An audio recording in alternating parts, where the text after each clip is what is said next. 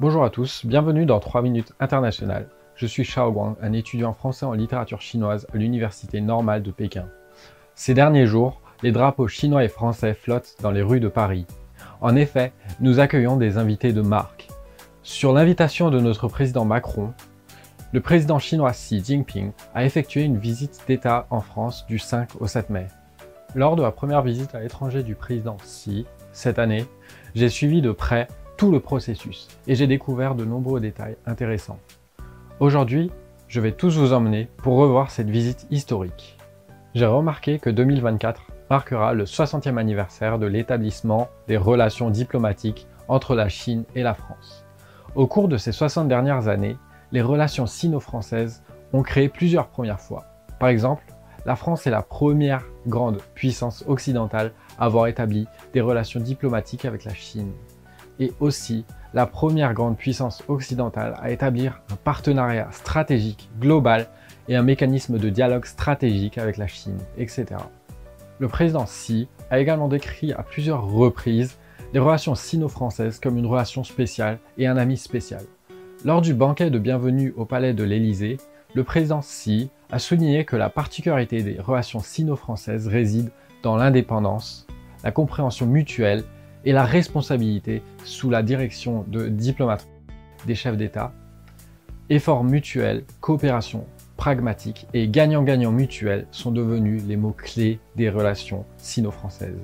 Je suis le bénéficiaire de la coopération pragmatique dans les échanges culturels sino-français. À ma connaissance, la France est l'une des premières grandes puissances occidentales à avoir entrepris des échanges éducatifs avec la Chine. Au fil des années, les étudiants des deux pays ont joué un rôle important dans le renforcement des relations entre les peuples chinois et français grâce à leurs efforts mutuels. La France est l'un des premiers pays européens à avoir intégré la langue chinoise dans son système d'éducation nationale et à avoir élaboré un programme d'enseignement national.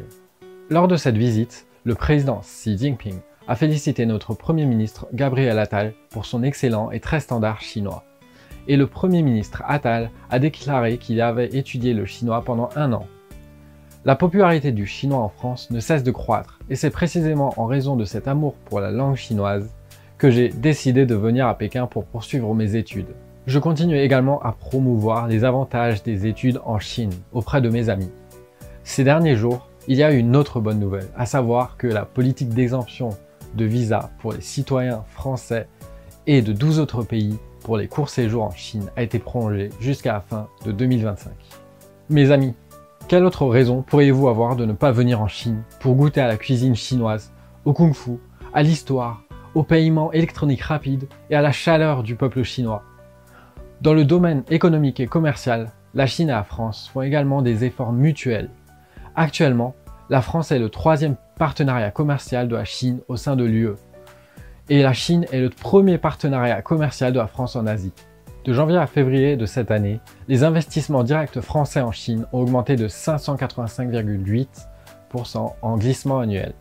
Des avions que nous prenons pour voyager à la coopération dans le domaine de l'énergie nucléaire, en passant par les vins français et les produits cosmétiques omniprésents dans les centres commerciaux, il y a à la fois des produits de haute technologie et des produits pragmatiques.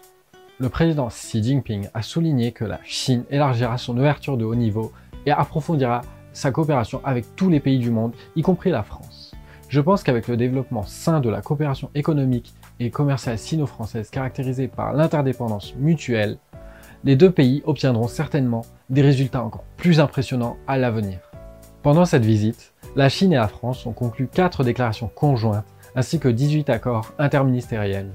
Sous la direction de la diplomatie des chefs d'État, ces amis spéciaux et partenariats gagnant-gagnant sino-français ont obtenu des résultats fructueux dans divers domaines et ont maintenu une communication et une coopération étroite sur des questions majeures.